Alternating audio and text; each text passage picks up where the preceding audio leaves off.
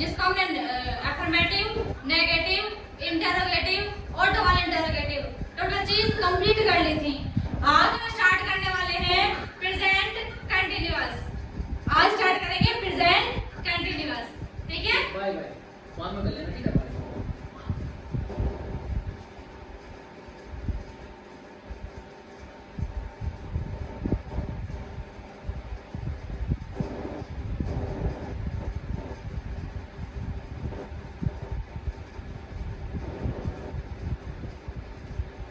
Present continuous. और present continuous में भी वही है कि एक तो सिंपल सेंटेंस, उसके बाद नेगेटिव, फिर इंटरोगेटिव और फिर डबल इंटरोगेटिव। हर किसी की पहचान को क्लियर करते हुए रूल्स के साथ बिना रटे समझते हुए अपनी क्लास को आगे बढ़ाते हैं। तो इसकी पहचान क्या होती है प्रेजेंट कंटिन्यूअस की? अफर्मेटिव।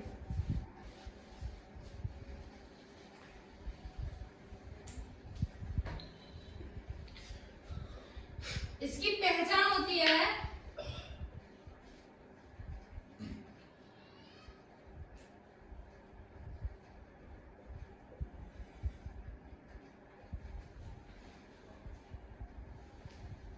इन वाक्यों के अंत में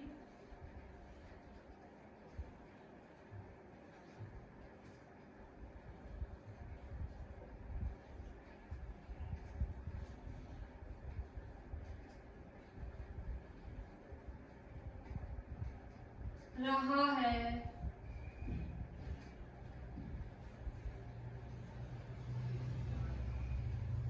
रही है,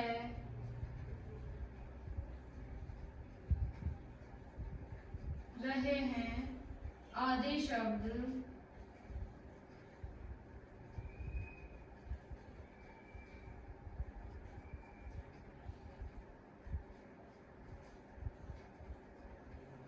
आते हैं। हमने प्रेजेंट इंडेफिनिट पढ़ा था, तो उसमें पहचान थी कि वाक्यों के अंत में ता है, ती है, ते है आदि शब्द आते हैं। यही थी प्रेजेंट इंडेफिनिट के अफर्मेटिव की पहचान। अब प्रेजेंट कंटिन्यूअस को देख लेते हैं कि इन वाक्यों के अंत में रहा है, रही है, रहे हैं आदि शब्द आते हैं। एक बार आप मेरे साथ देखिए कि इन वाक्यों के अंत में रहा है, रही है, रहे हैं आदि शब्द आते हैं। फॉर एग्जाम्पल,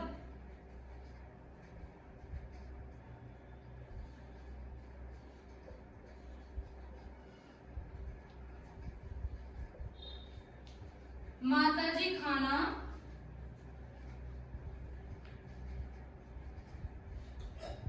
बना रही हैं। माताजी खाना बना रही हैं, यानी कि कंटिन्यूअस कहते किसे हैं? कंटिन्यूअस है जो कार्य चल रहा है, यानी प्रोग्रेस में है, ना तो कंप्लीट हुआ था और ना कंप्लीट अभी होने वाला है, अभी कार्य को कर रहे हैं, जिसे हम रेगुलर करते रहते हैं, वो है कंटिन्यूअस। जैसे कि मैं पढ़ा रही हूं, तो किस चीज में आएगा? कंटिन्यूअस में। कंटिन्यूअस में आएगा ना, क्योंकि अंत में क्या आना चाहिए? रहा है, रही है, रहे हैं आना चाहिए। और मैंने बोला है कि मैं आपको पढ़ा रही हूं, तो किस चीज में आया? प्रेजेंट कंटिन्यूअस के अफर्मेटिव में। प्रेजेंट कंटिन्यूअस के अफर्मेटिव में। अब एक बार हम रूल देख लेते हैं इसका।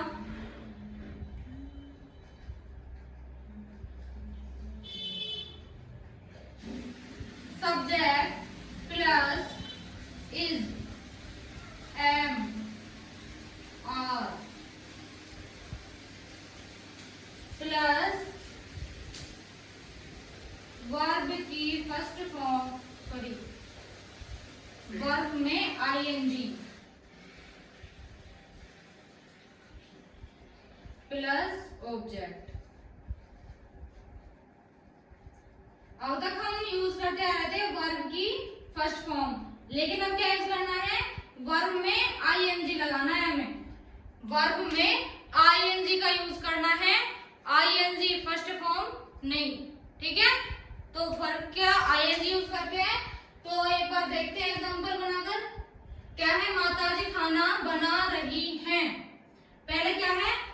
सब्जेक्ट। सब्जेक्ट मैंने बताया हुआ है, हर एक क्लास में मैं आपको बता रही हूँ कि सब्जेक्ट वो होता है जो कार्य को करता है, जो कार्य को करता है, वर्क करता है, जो वो होता है सब्जेक्ट। अब यहाँ पर वर्क कौन कर रहा है? माता जी, तो सब्जेक्ट हुई।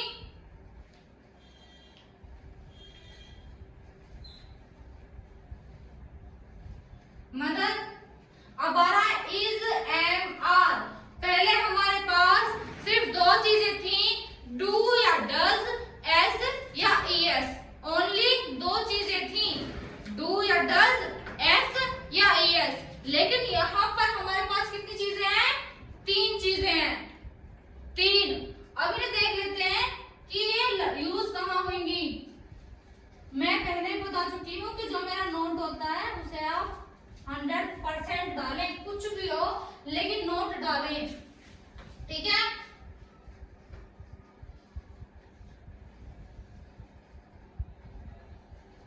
आई के साथ यूज होता है एम, बस। आई के साथ यूज होता है एम, आई के साथ यूज होता है एम, ए एम एम। अब कितनी चीजें बच गई? दो। पहली, सेकंड है सिंगुलर यानी एक वचन,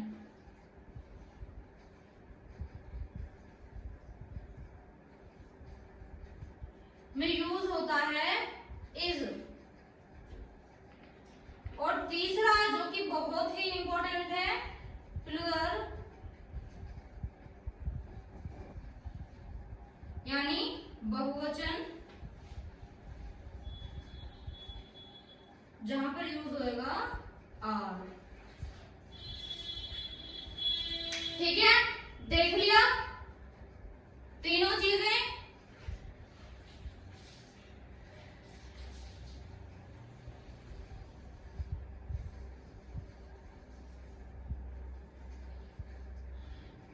आई के साथ एम, एक वचन यानी सिंगुलर के साथ इज, बहुवचन यानी प्लूरल के साथ आर। ठीक है, माता जी सिंगुलर है, प्लूरल है। माता जी एक है या बहुत सारी हैं?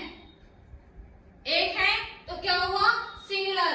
और सिंगुलर के साथ क्या यूज करना है? इज। Mother is. ठीक है, माता जी खाना बना रही हैं। बनाने की क्या होती है? मेक, MEKE,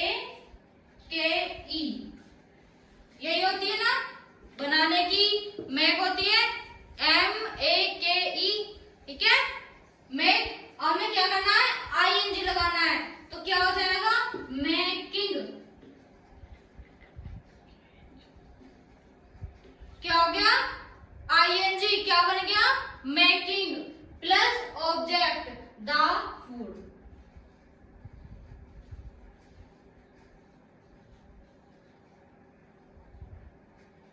सबसे पहले आप लोगों को प्रेजेंट इंडेफिनिट की दो क्लासेस जो कि मैं अपलोड कर चुकी हूँ वो देखना बहुत जरूरी है, क्योंकि अगर आप लोग उसे नहीं देखोगे ना तो फिर समझ में नहीं आएगा कि पहचान हमारी क्या है, कैसे है, यूज कैसे होती है।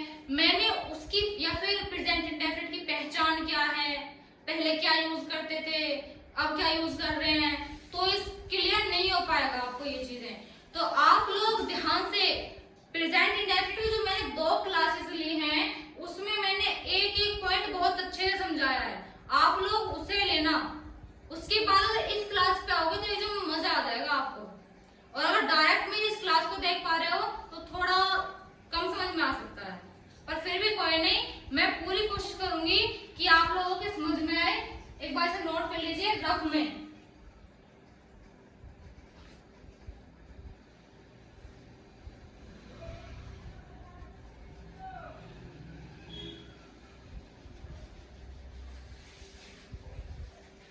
नोट कर लिया होगा सभी ने?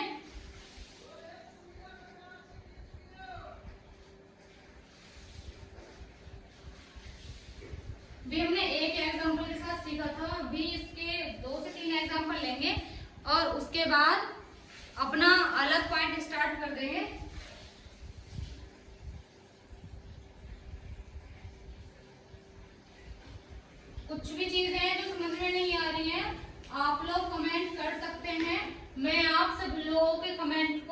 देखती हूँ, पढ़ती हूँ और जो आपकी दिक्कतें हैं, प्रॉब्लम्स हैं, उन्हें सोल्व करने की पूरी कोशिश करती हूँ और जहां तक भी है मैं सोल्व करती भी आई हूँ। ठीक है, तो एक एग्जांपल ले लिया था, सेकंड एग्जांपल देखते हैं।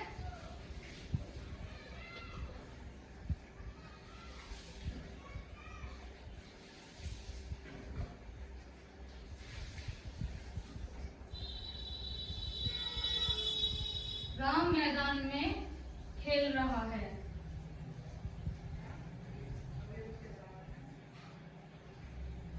सबसे पहले बात आती है पहचान करने की, क्योंकि आप जब एग्जाम में जाएंगे ना, एग्जाम देने जाएंगे जब आप, तो ऐसे बिल्कुल नहीं देगा, बिल्कुल भी नहीं देगा, बिल्कुल सीधे सीधे सेंटेंसेस कभी नहीं देगा। आपको 3 से 4 सेंटेंसेस मिलेंगे जिसमें वो प्रेजेंट के भी हो सकते हैं, पास्ट के भी हो सकते हैं, फ्यूचर के भी हो सकते हैं।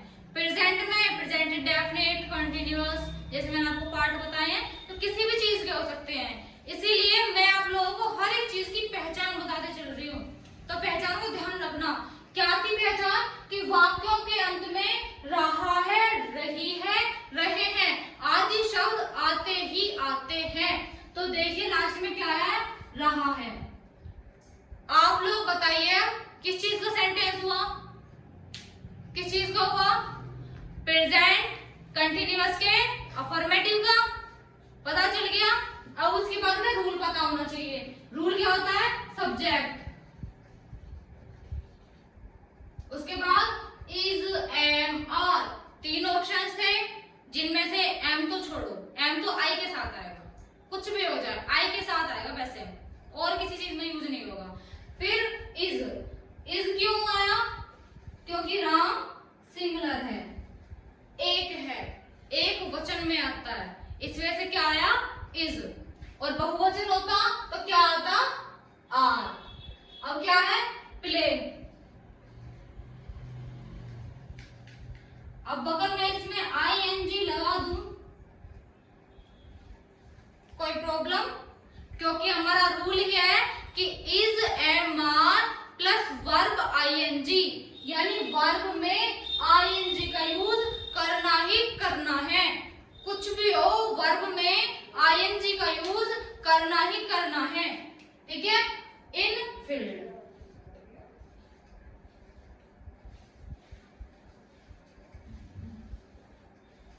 समझ में आ गया होगा। सबसे पहले हमने क्या लिखा? सब्जेक्ट। उसके बाद हमारा आता है इज, एम, आर। हमने यूज करा इज। क्यों? क्योंकि एक वचन के साथ इज यूज होगा।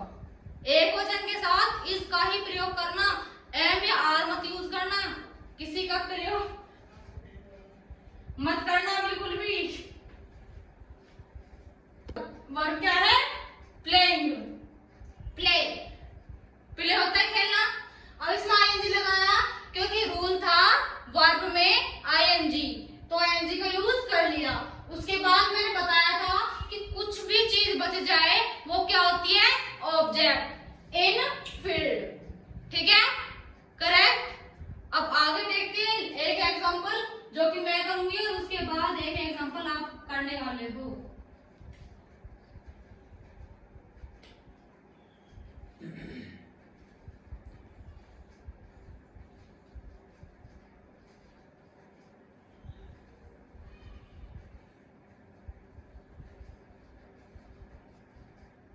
हम स्कूल जा रहे हैं।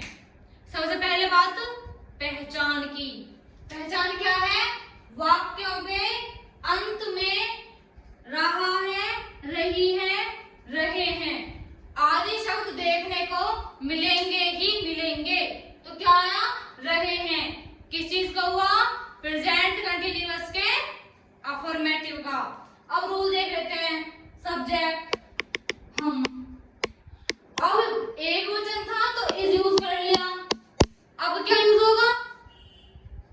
अब क्या यूज होगा? एम या आर? एम तो बिल्कुल मत लिख देना क्योंकि एम सिर्फ आई के साथ यूज होगा, बहुवचन के साथ होगा आर। जाने की क्या होती है? गो।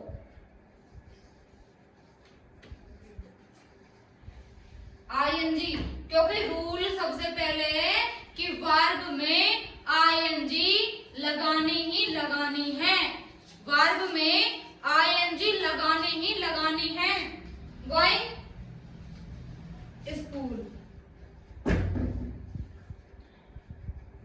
अब उम्मीद है कि आप लोग एक वचन आ जाओ, बहुवचन आ जाओ या किसी भी प्रकार का आ जाओ, प्रेजेंट कंटिन्यूअस के अफर्मेटिव सेंटेंसेस को बिल्कुल जड़ से खत्म कर सकते हो, बिना किसी प्रॉब्लम के, बिना किसी भी प्रॉब्लम के। ठीक है, एक लास्ट एग्जांपल देती हूं मैं आपको, जो आपको खुद करना है, क्योंकि जब तक आप खुद नहीं करोगे तब तक समझ में नहीं आएगा। तो सबसे पहले आपको खुद करना है। जो भी मैं आपको वर्क दूं, आप प्लीज उसे खुद करके देखना एक बार। अगर आपसे नहीं बन रहा है या नहीं हो रहा है तो आप लोग मुझे कमेंट करना, मैं आपको रिवीजन करा दूंगी दोबारा से। तीसरा एग्जांपल जो कि आपको करना है,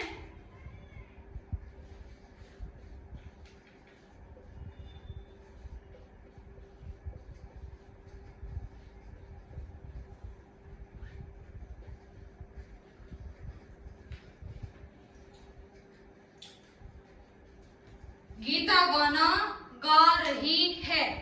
ये एग्जांपल आप नोट करिए और ये 100% करके देखना है, क्योंकि जब तक आप लोग नहीं करोगे तब तक आपके समझ में नहीं आएगा बिल्कुल भी। उम्मीद है कि समझ में आ गया होगा, नोट कर लिया है। दूसरा लेके चलते हैं, अफर्मेटिव के बाद क्या है, नेगेटिव।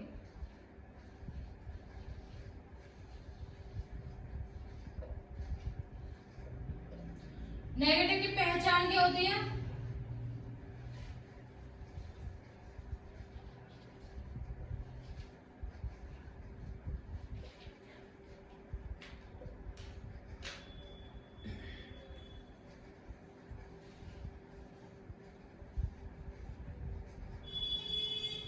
इन वाक्यों के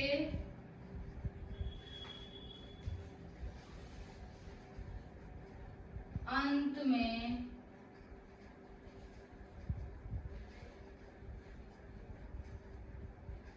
रहा है,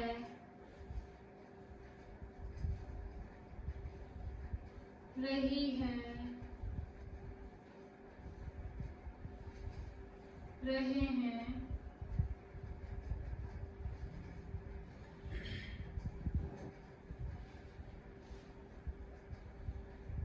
आदि शब्द आते हैं। अब अफर्मेटिव और नेगेटिव की यहां तक पहचान बिल्कुल सेम हो गई, बिल्कुल सेम। अफर्मेटिव में क्या था, अंत में रहा है, रही है, रहे हैं, आदि शब्द आते हैं।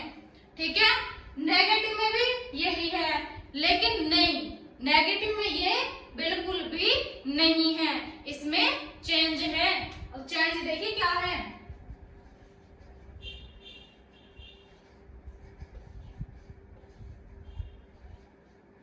बीच में नहीं शब्द आता है।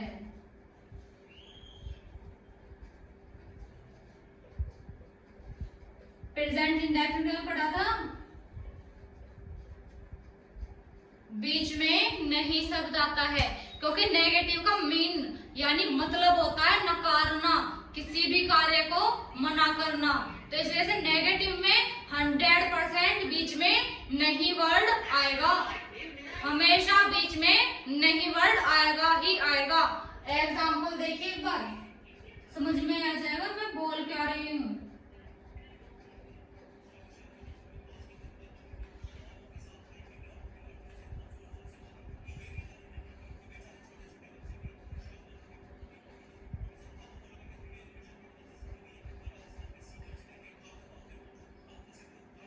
पिताजी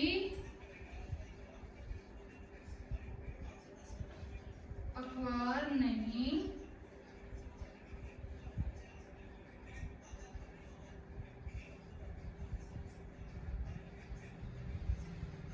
पढ़ रहे हैं। अब मैंने पहली चीज क्या बोली थी कि वाक्यों के अंत में रहा है, रही है,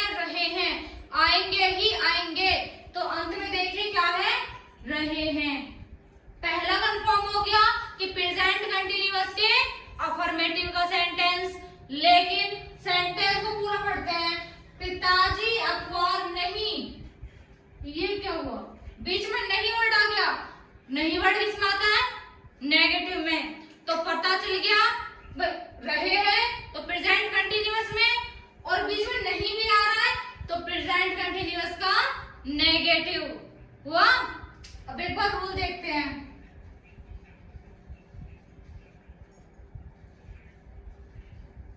subject plus is am are plus not, उसके आगे वही वर्ब में आईएनजी, वर्ब में आईएनजी प्लस ऑब्जेक्ट।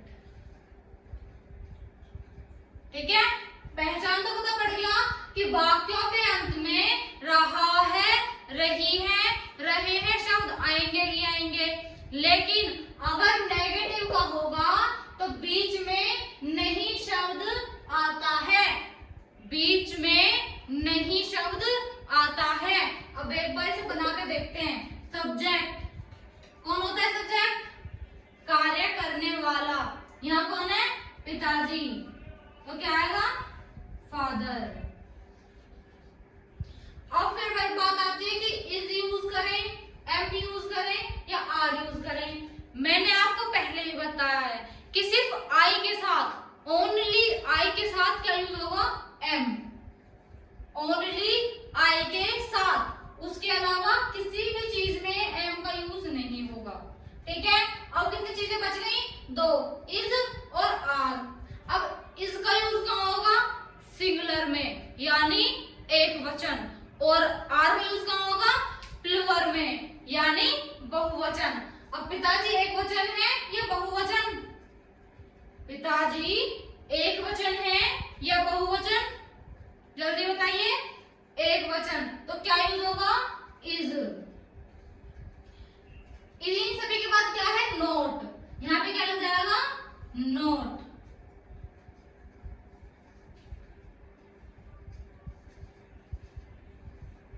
उसके बाद वर्ब। वर्ब क्या है? जो कार्य करा गया है उसे क्या कहते हैं? वर्ब। यानी क्या कर रहे हैं? पढ़ रहे हैं। Read, ING। क्यों? क्योंकि वर्ब में ING का यूज करना ही करना है। The newspaper.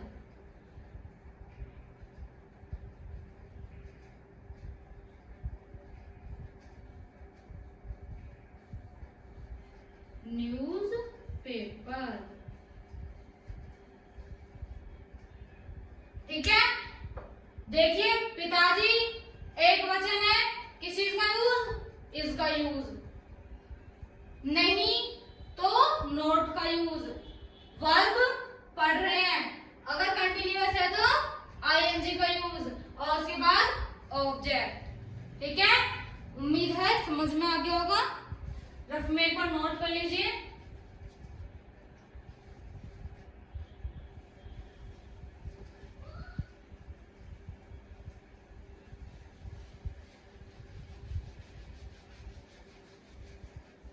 रूल को हम ऐसे ही रहने देते हैं।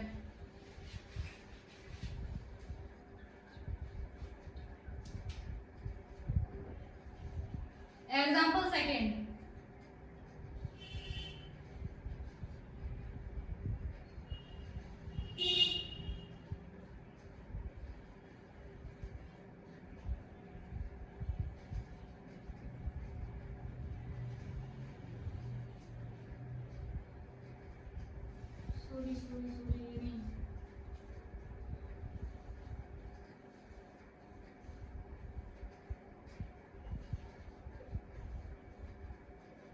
दादी जी कहानी नहीं सुना रही हैं।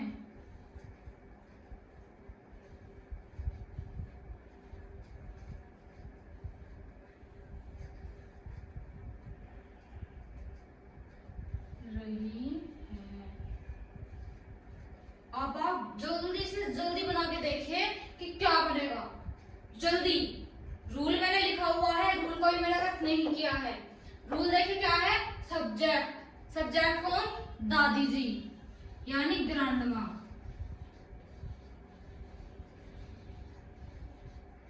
ठीक है, उसके बाद इज एम आर का यूज।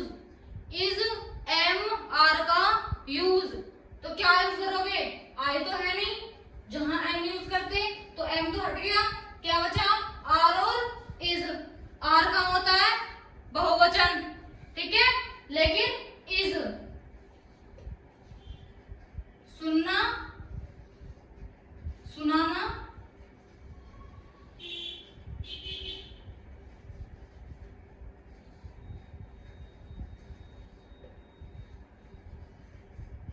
ing the story.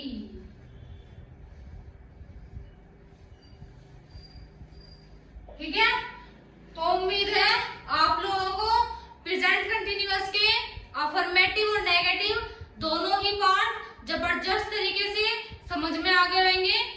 आज की क्लास यहीं पर खत्म करते हुए कल फिर से इसके एक दो एग्जांपल करेंगे और उसके बाद आगे का स्टार्ट कर देंगे।